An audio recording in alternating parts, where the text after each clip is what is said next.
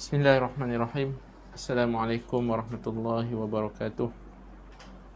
Alhamdulillah summa alhamdulillah. Nahmaduhu wa nasta'inuhu wa nastahdi nastaghfiruh. Wa na'udzu billahi min syururi anfusina wa min sayyiati a'malina. May yahdihillahu fala mudilla lah wa may yudlil fala hadiyalah. Asyhadu an la ilaha illallah wa asyhadu anna Muhammadan abduhu wa rasuluh. Rabbi shrah li sadri wa yassir li amri wahlul 'uqdatam min lisani yafqahu qawli, amma ba'd. Alhamdulillah, puji dan syukur pada Allah Subhanahu wa taala. Allah berikan keizinan pada malam ini untuk kita duduk seketika. Selesai hari ini kita menjalani sejak daripada pagi tadi ibadah-ibadah hari Jumaat.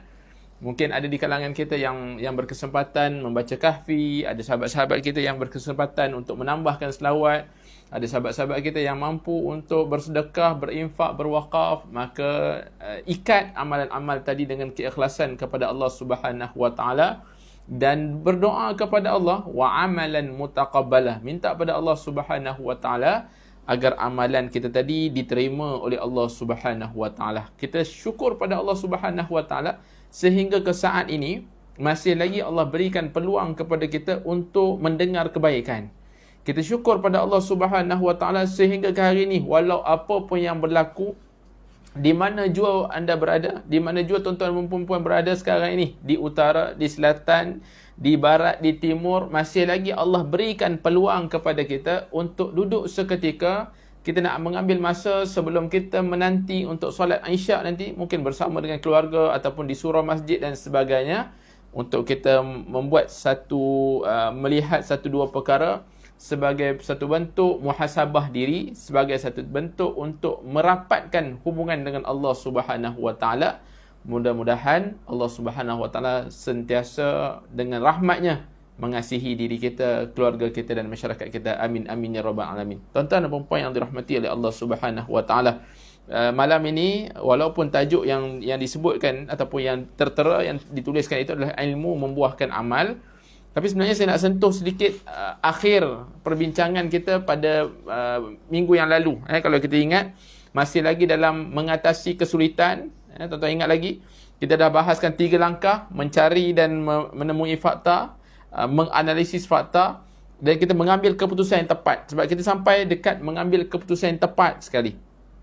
Sebab kalau tuan-tuan ingat lagi, diskusi semata-mata bukan solusi. Ini kita akhirkan pada minggu yang lalu. Diskusi semata-mata bukan solusi. Masih lagi menggunakan kitab Jadid Hayatak ataupun Perbaharuilah Hidupmu, karya Syekh Muhammad Al-Ghazali, untuk sama-sama kita perbaharui azam, tekad hubungan kita dengan Allah Subhanahu wa taala ini, agar semakin semangat melakukan ketaatan kepada Allah Subhanahu wa taala. Baik. Setelah kita mencari fakta, apa jua situasi,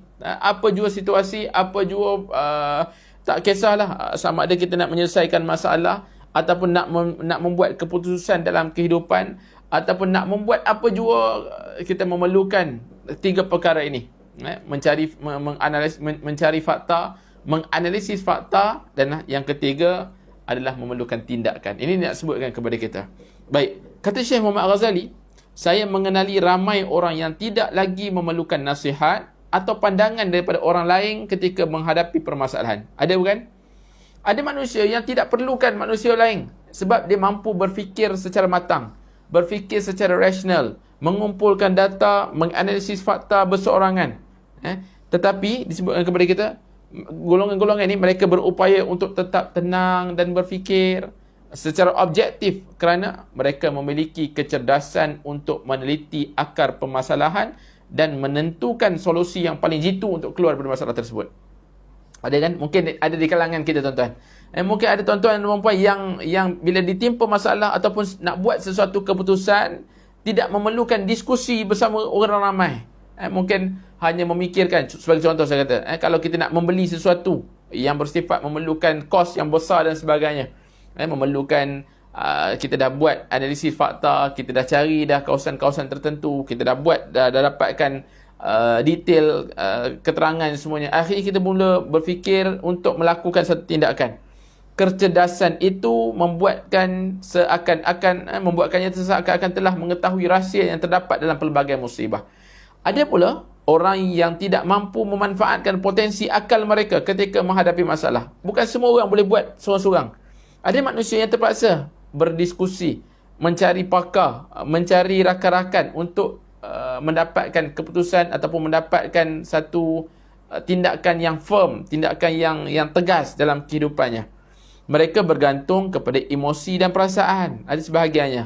Sebahagian mereka tidak memiliki kekuatan untuk bertindak dan melangkah maju. Mereka tetap duduk di tempatnya.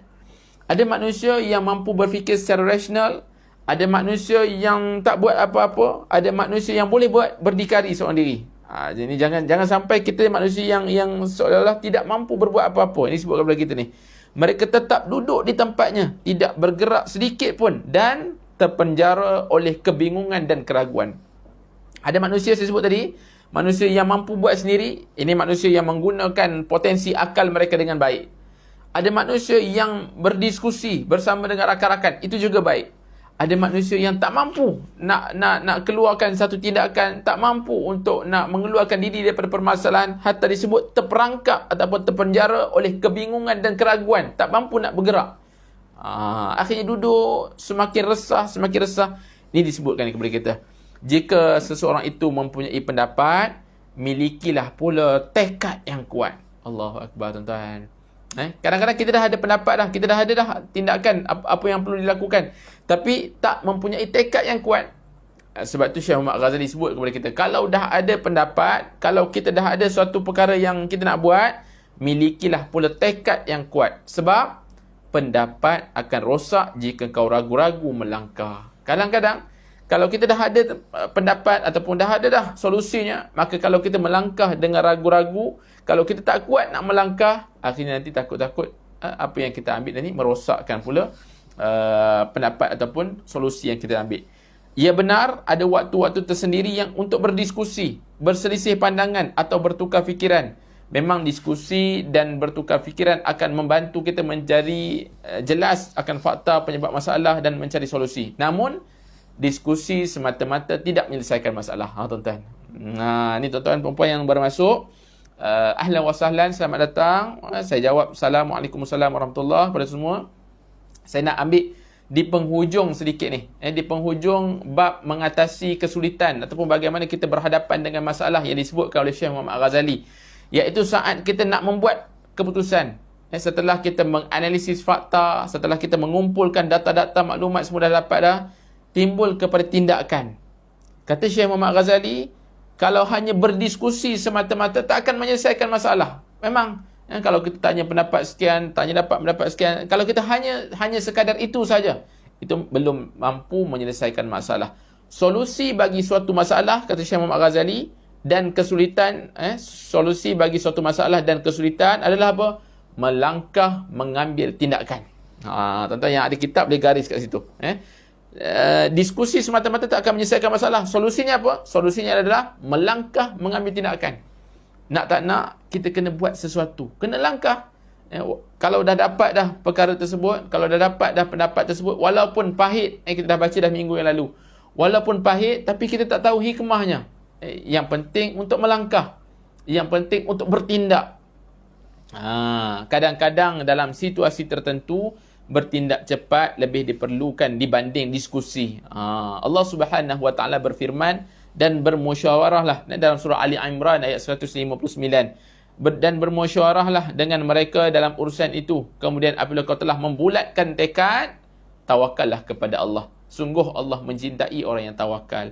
Bila kita dah buat semua tadi ni, dah ada fakta-fakta, dah jelas semua dah, maka tawakal pada Allah Subhanahu wa taala. Melangkah, bergerak, tekad, kesungguhan, serahkan pada Allah Subhanahu wa taala. Sebab kita dah mengkaji, kita dah mengumpul data, kita dah berdiskusi, maka buat keputusan, bergerak. Itu yang disebutkan kepada kita. Diskusi semata-mata belum mencukupi, yang penting memerlukan tekad, keberanian untuk kita bergerak.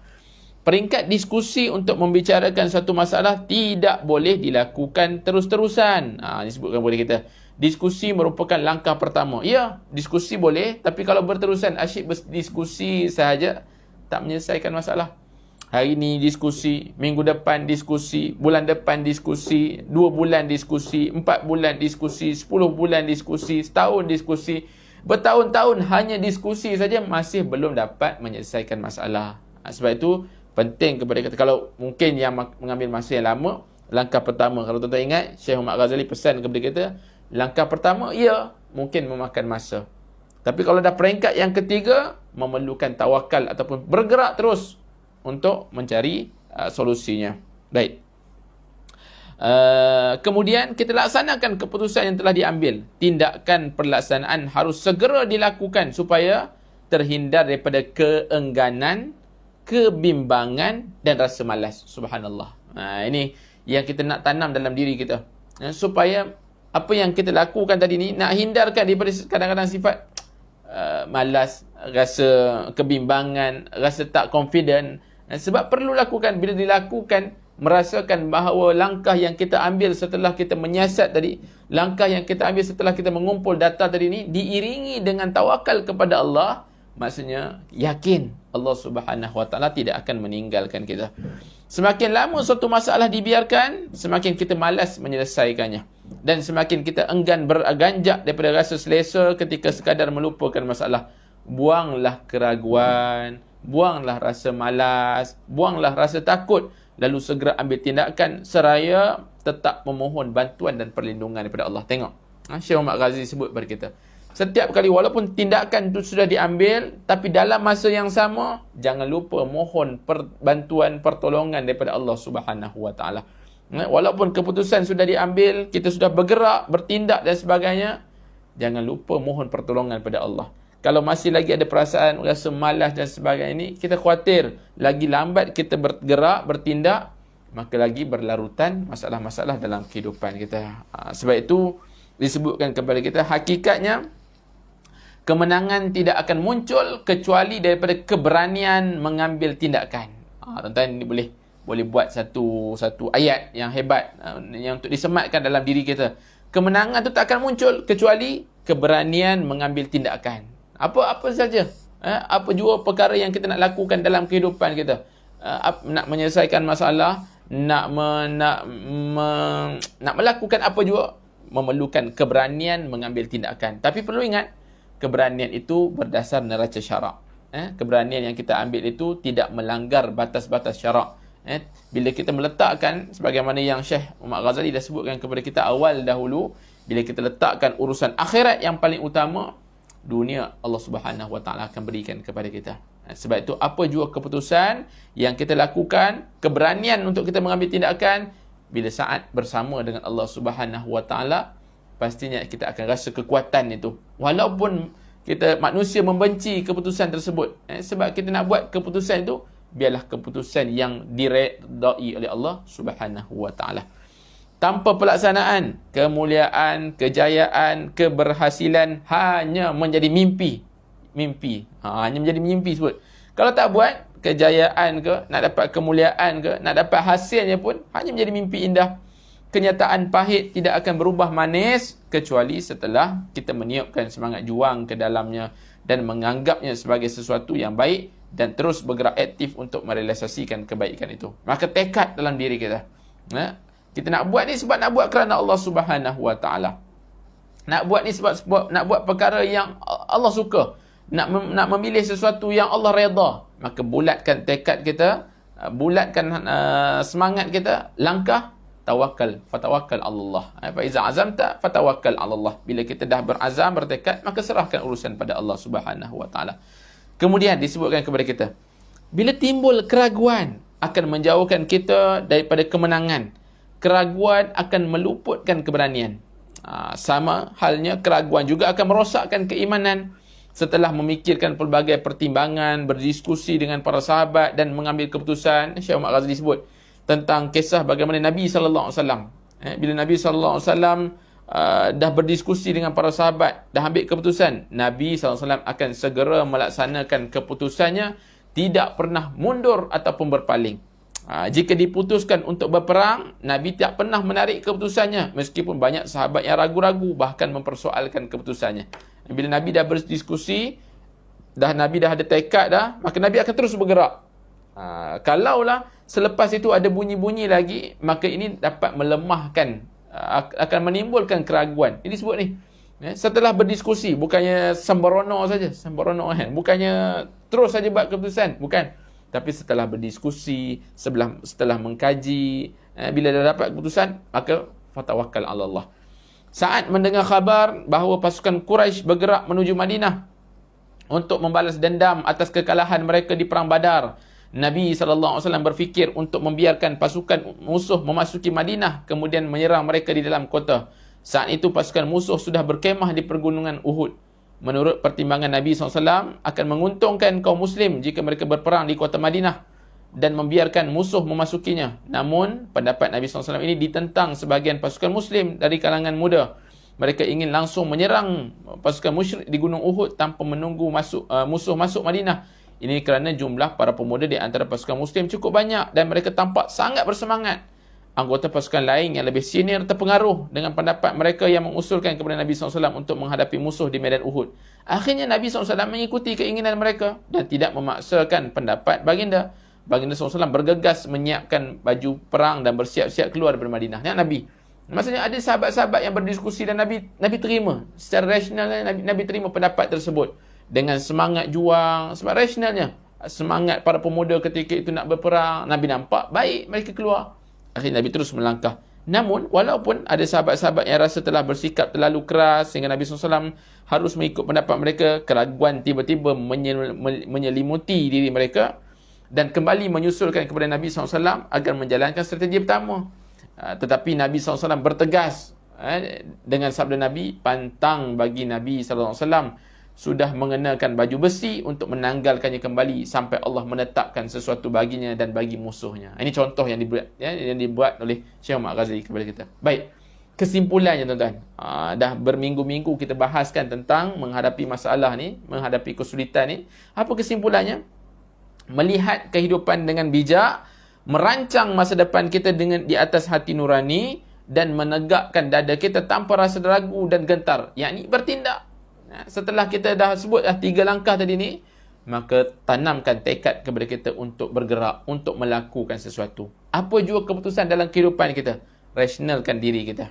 Jangan terburu-buru, jangan tergopoh-gapah, sebab mungkin kita nak buat keputusan-keputusan yang besar dalam hidup kita. Nak membeli rumah, nak membeli kenderaan, nak jodoh, nak pekerjaan, karier kita, terpaksa melepaskan sesuatu, meninggalkan sesuatu, terpaksa mengambil. Jadi boleh menggunakan 3 kaedah yang disebutkan oleh Syekh Muhammad Ghazali kepada kita. Yang pentingnya apa? Yang pentingnya adalah saat bertindak dan serahkan urusan pada Allah selepas itu. Serahkan pada Allah Subhanahu itu. Sebab kemungkinan selepas itu, Allahu alam, kita tak tahu hikmah-hikmahnya. Adakala pergerakan ataupun tindakan yang kita ambil itu akhirnya membuahkan hasil. Ada kala tindakan yang kita ambil selepas itu kadang-kadang tidak nampak baik, tetapi itu sangat baik di sisi Allah Subhanahu Wa Taala. Tuan-tuan ingat lagi kaedah kita ketika kita berbicara tentang soal doa. Soal doa. Kita berdoa pada Allah. Allah Subhanahu Wa Taala memberikan kepada kita, ud'uni astajib lakum. Kamu berdoa, nescaya Allah akan mustajabkan. Allah akan kabulkan. Tapi ada 3 konsep. Allah Subhanahu Wa Taala kabulkan doa. Allah Subhanahu Wa Taala tangguhkan dahulu. Allah Subhanahu Wa Taala tidak memberi, kerana tidak memberi itu juga pemberian yang terbaik daripada Allah. Tuan-tuan ingat yang ketiga ni, Allah Taala tidak memberi kerana tidak memberi itu juga satu pemberian yang hebat oleh Allah Subhanahu Wa Taala. Ni konsep doa. Saat Allah tidak memakbulkan doa, bukan Allah tak bagi, tapi Allah tak bagi itu adalah satu pemberian yang terbaik daripada Allah Subhanahu Wa Taala. Baik. Akhirnya kita percaya bahawa Allah Subhanahu Wa Taala mencintai keberanian kerana Dia membenci para penakut dan pengecut, dan Allah Subhanahu Wa Taala akan memelihara urusan orang yang bertawakal kepada-Nya. Ingat, bila kita dah bertawakal kepada Allah, Allah tak akan tinggalkan kita, tuan-tuan. Allah tak akan tinggalkan kita. Saat kita bertawakal kepada Allah, kita buat bisnes kerana Allah, kita buat sesuatu kerana Allah, Allah tak tinggalkan kita. Konsepnya apa, tuan-tuan? Ini disebutkan oleh para masyayikh kepada kita. Bila kita buat sesuatu kerana Allah, buat sesuatu kerana Allah Subhanahu Wa Taala, akan timbul selepas itu apa? Kadang-kadang kita kata kita bekerja kerana Allah, kita berkahwin kerana Allah, kita membantu kerana Allah. Suatu ulama kata, kerana Allah ni betul, niat. Tetapi susulan selepas itu apa? Sebagai contoh, contoh mudah. Bekerja kerana Allah, cari rezeki kerana Allah. Tapi susulannya merasai bahawa Allah sedang memerhatikan kita. Itu sebenarnya.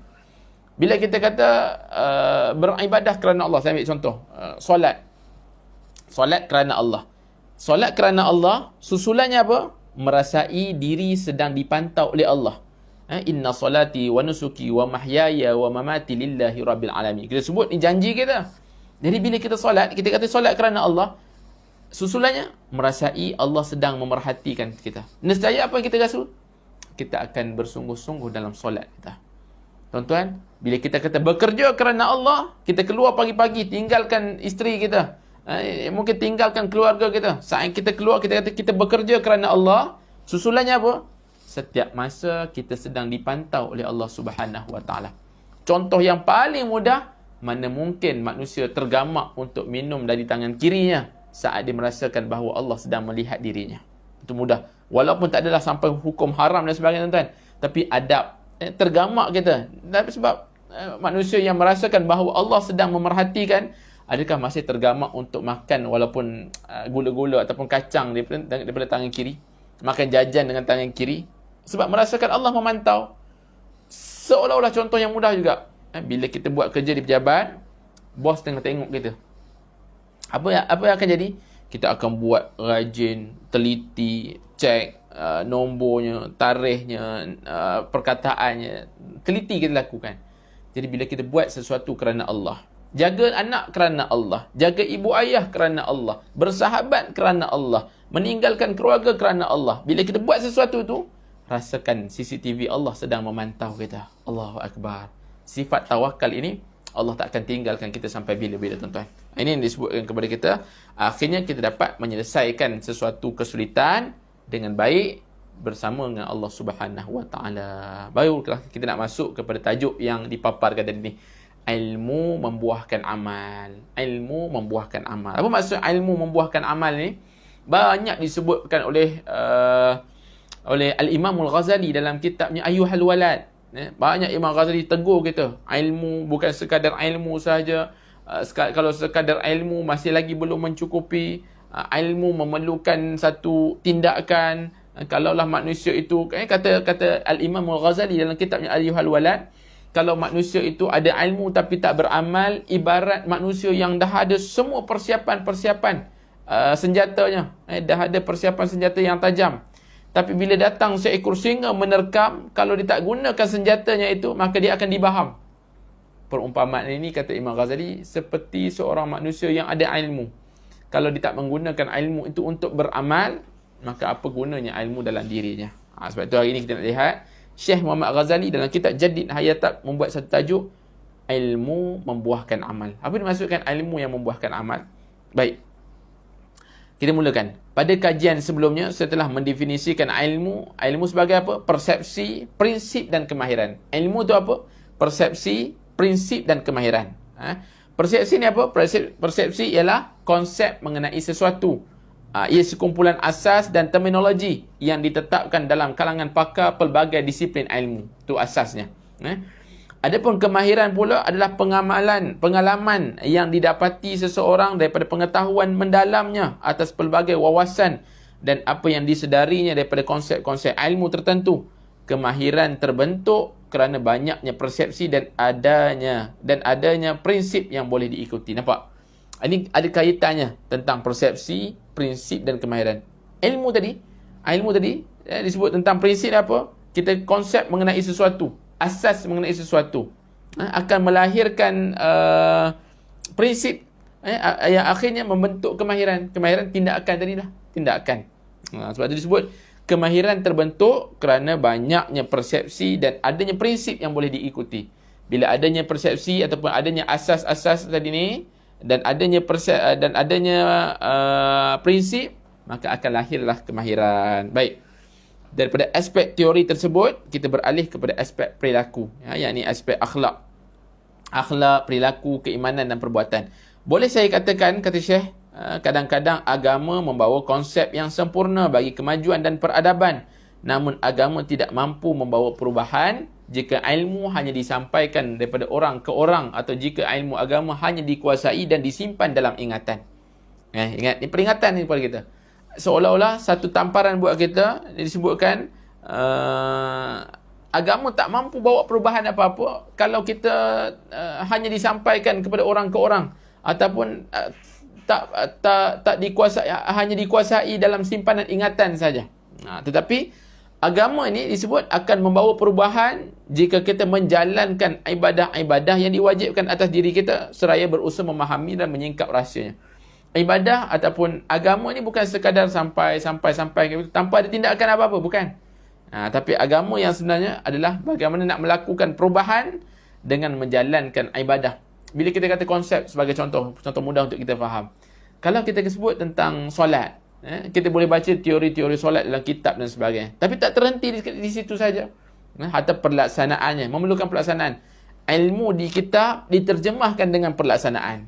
Agama begitu konsepnya.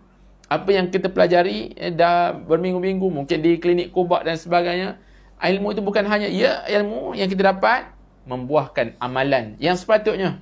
Ilmu membuahkan amal. Kita yang melazimi majlis ilmu, setiap malam kita lazimi majlis ilmu, baca kitab dan sebagainya, akhirnya menjadikan kita siapa kita? Menjadikan kita manusia yang cakapnya baik sesama manusia lain, menjadikan kita manusia yang berhati-hati, buat apa yang Allah suruh, tinggal apa yang Allah larang, menjadikan kita hubungan yang baik dengan sesama jiran, menjadikan kita hubungan yang baik walaupun saat dengan binatang, menjadikan kita manusia yang baik, bersedekah walaupun dengan sedikit. Ini antara hasil daripada ilmu yang kita dapat. Tapi kalau kita tidak mendatangkan apa-apa hasil, belum cukup lagi. Ini kan disebutkan kepada kita.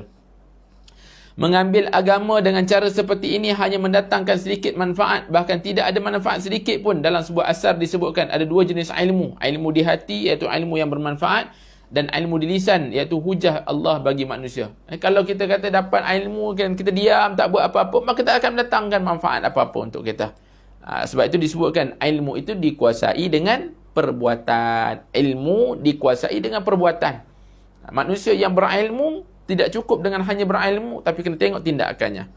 Sebab itu perlu melihat manusia yang berilmu itu bukan hanya pada lidahnya, tapi pada tindakannya. Seorang sarjana barat menyebut, Bernard Shaw mengatakan, jika anda mengajarkan sesuatu kepada seseorang menggunakan kata-kata, maka selamanya dia tidak pernah akan belajar. Seolah-olah begitulah perumpamaannya. Kalau hanya lidah saja, tanpa pelaksanaan, tanpa perlakuan, maka akan seolah-olah tidak mendatangkan apa-apa hasil. Artinya apa? Pengarahan lidah saja tidak akan membuatkan seorang belajar untuk memiliki pengetahuan yang bertahan lama.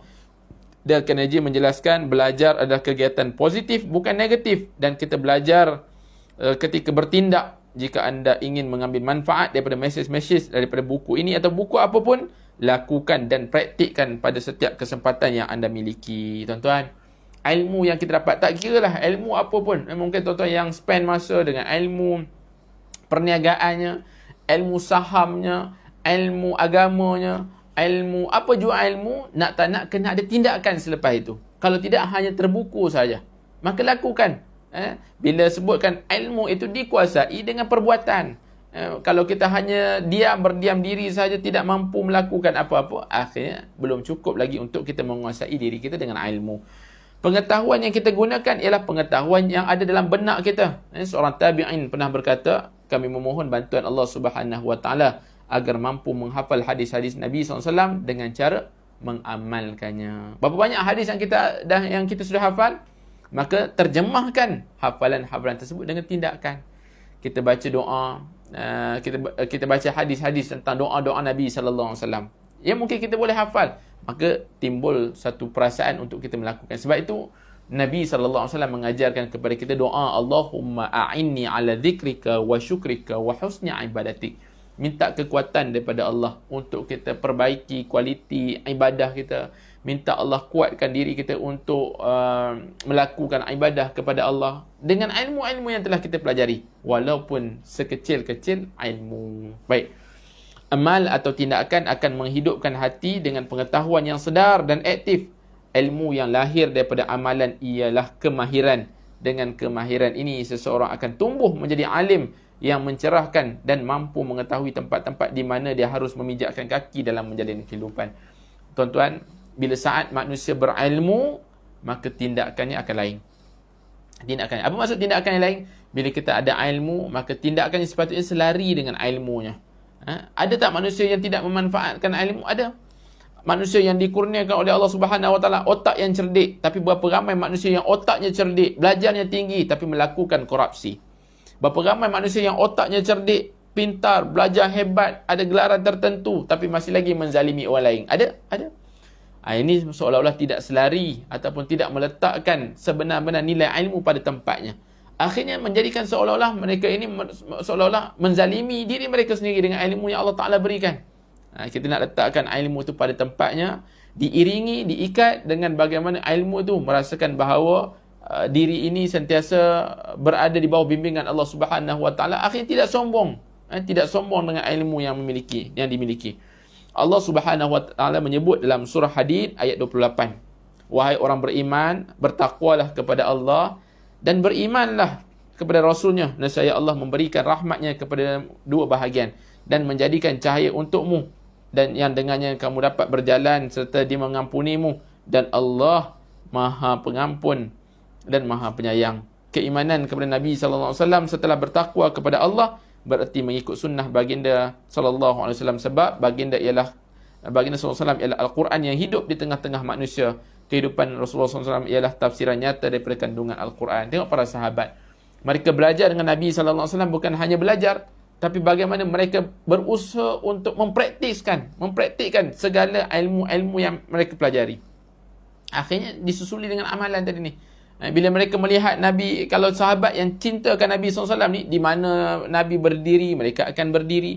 Bagaimana Nabi berpakaian, bagaimana kaedah Nabi berjalan, bagaimana kaedah Nabi duduk, semua yang diperhatikan oleh para sahabat. Sebab apa? Timbul kecintaan. Dan bila timbul kecintaan ini, menimbulkan untuk mereka juga mengikuti apa yang Nabi SAW. Apa yang Nabi suka, itulah yang mereka suka. Apa yang Nabi benci, itulah yang Nabi benci. Apa yang Allah suka, itu yang mereka suka. Apa yang Allah benci, itulah yang mereka benci. Nescaya kehidupan akan lebih terarah ke arah kebaikan. Mukmin yang sungguh-sungguh ini ingin menjauhi kehinaan dan mengerjakan kewajipan, apabila dia mengikuti sunnah, akan bertambah tajam mata hatinya dan nalurinya semakin tepat dalam membezakan baik buruk. Berkat kecerdasannya, seorang mukmin jarang menjadi buntu oleh pelbagai masalah yang dihadapinya. Tuan-tuan, kita akhiri malam ni dengan dua ayat. Surah Al-Anfal dan juga surah Al-Ahzab. Surah Al-Anfal ayat 29 Allah sebut, wahai orang beriman, jika kamu bertakwa kepada Allah, nescaya Dia akan memberi furqan. Allah akan memberikan, kalau benar-benar bertakwa kepada Allah, kalau kamu bertakwa kepada Allah, Allah akan memberikan furqan. Apa maksud furqan? Allah akan memberikan kemampuan untuk membezakan baik dan buruk, antara hak dan batil. Allah akan memberikan kepadamu dan menghapuskan kesalahan serta mengampuni dosa-dosamu. Jadi yang pertama kita ingat, syaratnya apa? Bertakwa kepada Allah Subhanahu Wa Taala. Apa kelebihan bertakwa? Banyak sekali. Surah Al-Anfal sebut kepada kita bertakwa kepada Allah, Allah pimpin kita, Allah akan berikan kemampuan kepada kita untuk membezakan hak dan batil, baik dan buruknya. Sampai satu tahap hati kita rasa macam aku tak boleh buat benda ni. Sampai satu tahap kita rasakan seolah-olah ini perkara yang Allah tak redha ni. Kita nak melakukan korupsi, kita nak melakukan rasuah pun kita takut. Takut kerana Allah. Kita nak buat satu perkara yang menzalimi manusia, kita takut kerana Allah Subhanahu Wa Taala. Kita takutkan siksaan api neraka Allah.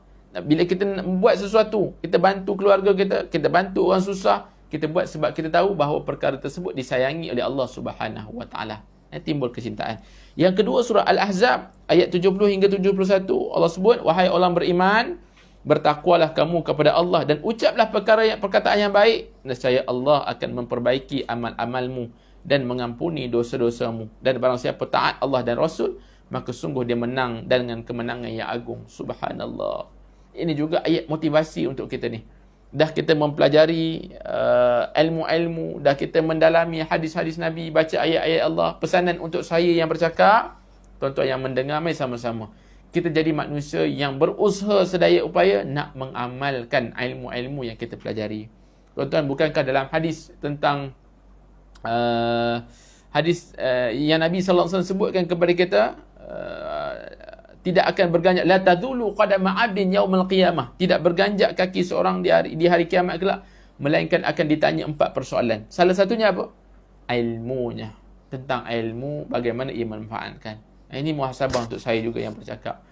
Bagaimana kita memanfaatkan ilmu yang kita pelajari. Quran kita, ilmu-ilmu doa kita.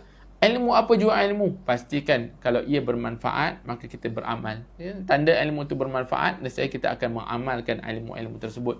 Atau tuan-tuan lihat, kalau kita benar-benar sudah menghafal doa tidur, maka amalkan doa tidur tersebut. Bangun tidur dengan alhamdulillahillazi ahyana, nak makannya dengan doa makan, sambil melangkah dengan zikir dan sebagainya, maka ilmu akan mendatangkan manfaat dan keuntungan kepada kita. Akhirnya kita jadi manusia yang memang beramal kerana Allah, yang saya sebut tadi, disusuli dengan merasakan bahawa CCTV Allah sedang memantau kita 24 jam tanpa ada kegagalan. InsyaAllah kita berhenti dekat situ dulu tuan-tuan. Minggu hadapan kita akan masuk tentang amalan mengangkat tahap ilmu.